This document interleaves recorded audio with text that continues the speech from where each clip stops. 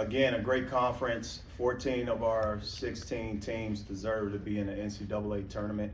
I believe from a statistical standpoint, you can see the depth of our conference. You can see, obviously, by way even the competitions, you have 15 teams out of the 16 has lost multiple games in a row.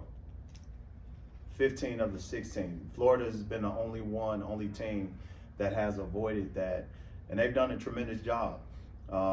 Do I think we have multiple number one seeds? Absolutely. Absolutely. I think we legitimately still should have or at least three number one seeds in the tournament. I just hope our conference hadn't and won't beat each other up so much that we can't perform in March when it's time to perform. But we have an unbelievable atmosphere in Nashville.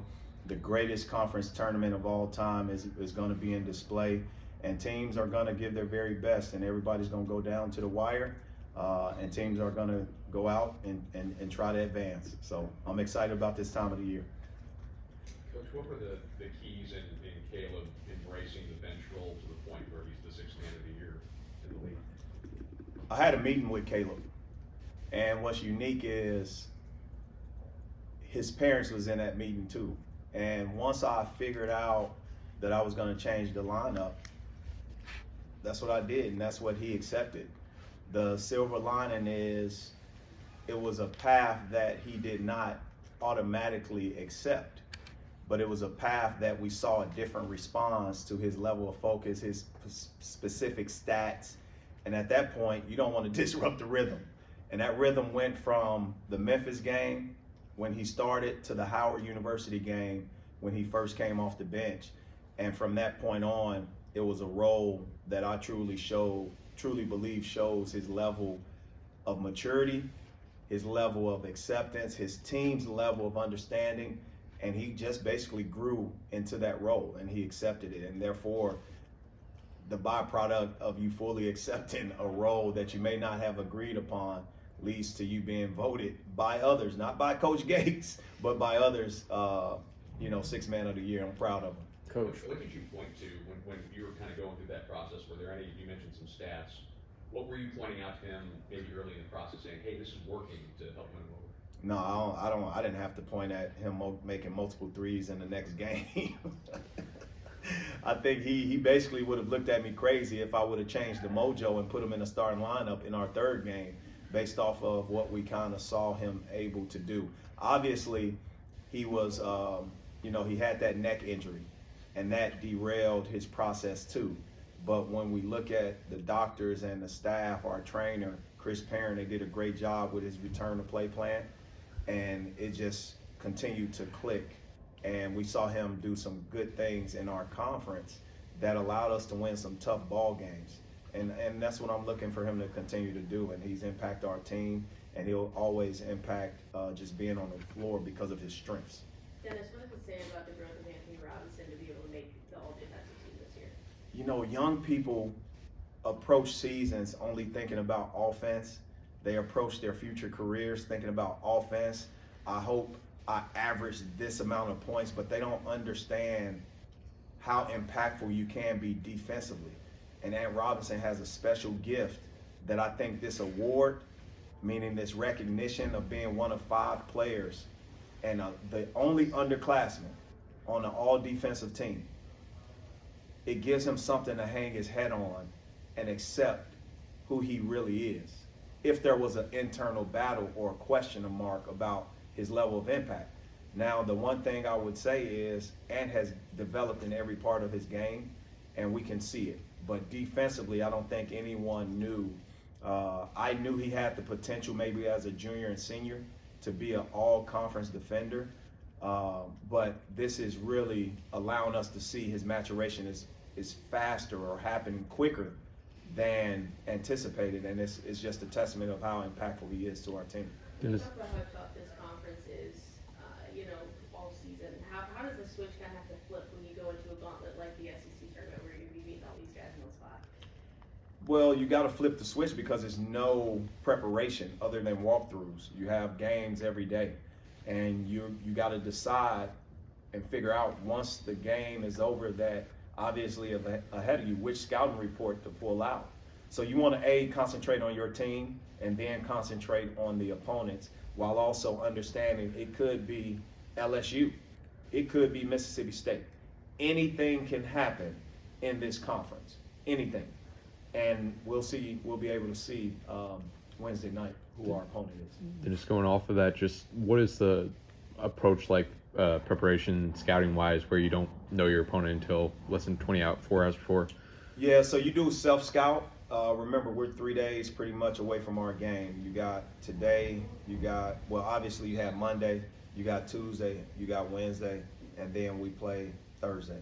So what we want to do is obviously concentrate on ourselves, then get into that atmosphere, do an unbelievable shooting session. We have every team's allocated 45 minutes, I believe, to an hour, and then you have to do your prep.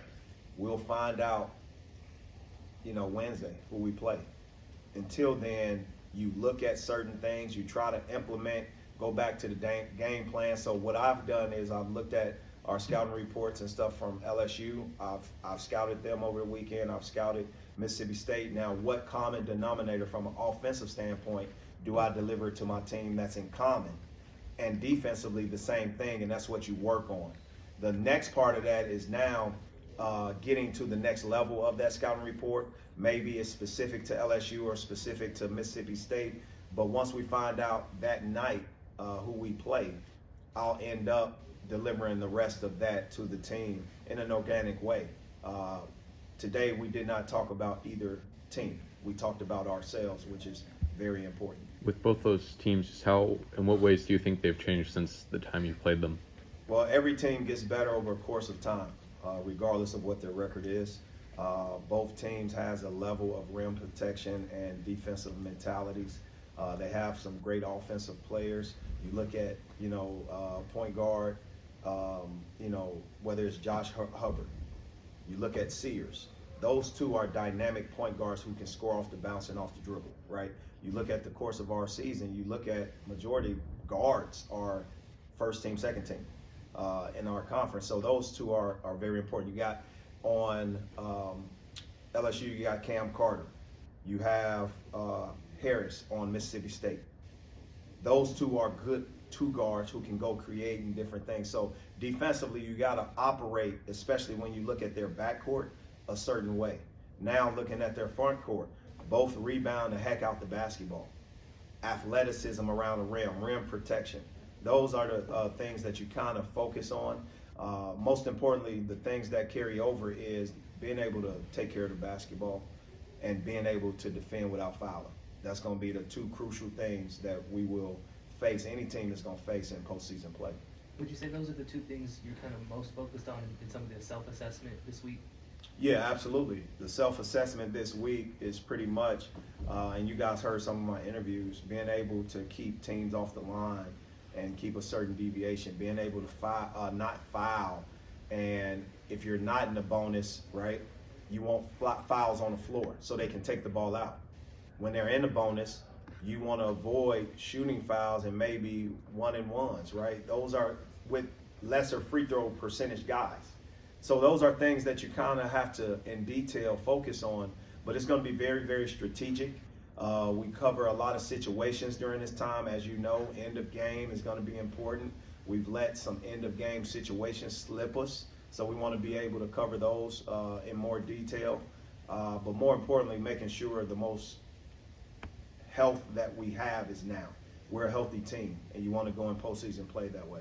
Coach, you've mentioned go ahead.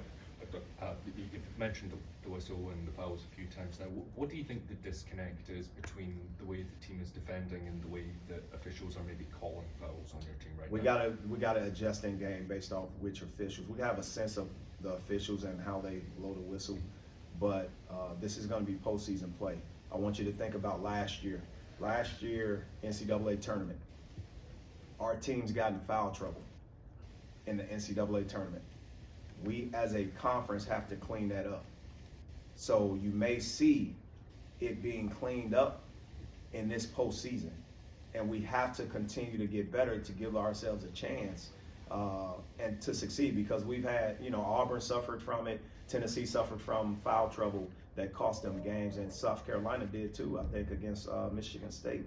So those are things that we have to continue to clean up, continue to get better at as a conference, and we'll probably see that on display, no matter how long the games take.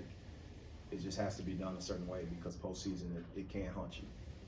Coach, with that, I guess in the postseason at large, how much is your ability to find success in the postseason going to be tied to the kinds of whistles you get, and just how you're able to navigate that and adjust with that in game? Execution is going to be important. Offensive execution, defensive execution is going to be important. Being able to minimize easy baskets. I think last game we had 8 points undefended because we turned it over in the backcourt. That gives no one a chance, right? Those plays have to be minimized. You look at special situations, baseline out of bounds, sideline out of bounds, after timeouts. This is the time. It is the madness of March, and you saw a glimpse of it throughout our conference. Once March first hit, we lost that game at Vanderbilt situation. You look at the other teams, Tennessee won, Alabama 5-second count, baseline out of bounds, that got them the ball back. These are situations that are going to reoccur for the remainder of everyone's season, and we just want to be able to make sure we're getting ahead of it, and in-game adjustments are going to be key. In-game discipline is going to be key. Level of focus and timeouts are going to be key, but there's a premium on that throughout the season anyway, and you just don't want those situations to hunt you if they come up. Final question. What have you seen Mark add to his game, improve in this game that allowed him to go from, starter in a great league to all conference and the best league? Well, I saw a humble young man, and congratulations to all our award winners, Caleb Grill, Ant Robinson, and Mark Mitchell. To have a third team guy in our program is important. Now you got to look at this. Kobe Brown was first team, but first team during that year had 7 or 8 guys, 8 or 9 guys or something like that on it. So Kobe Brown earned it. Right now we moved to the model of 5, 5, and 5. So is that first team? I think he's a first team all conference caliber guy.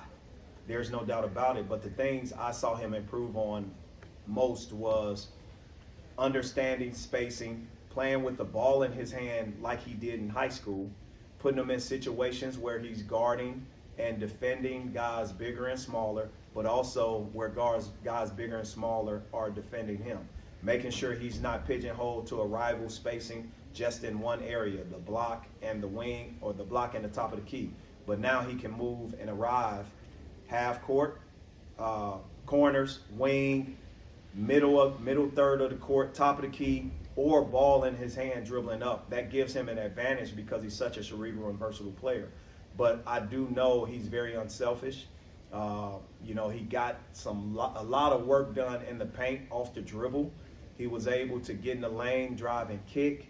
Those decision-making opportunities allowed his usage rate to move up, and that's where I truly believe there's no other system in this country that allows a Mark Mitchell to showcase the things he's showcased, especially with the teammates and their skill sets as well between the lines. So he's a humble human being, great basketball player. I'm thankful for what he has done and what he'll continue to do. The big picture is we have this next phase, and this next phase is, conference tournament. And then the phase after that is the NCAA tournament. So for us, we're going to take it a step at a time. He had a wonderful body of work. We're proud of him. And obviously now let's see what he does. All right, thanks, Coach. Thanks.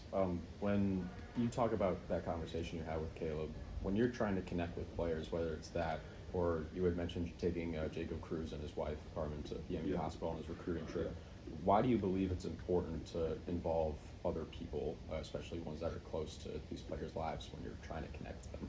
Well, as a coach, I take the approach as it takes a village to coach a kid. I just don't do it in one directional place where it's just coming from me. I want to touch those that can also be there and educate those that's going to be there that our players confide in.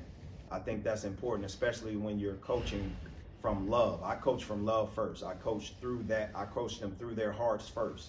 and everything else falls into place. If they know that you care, you can hold them accountable a lot easier, right? You can make decisions where they trust a lot easier.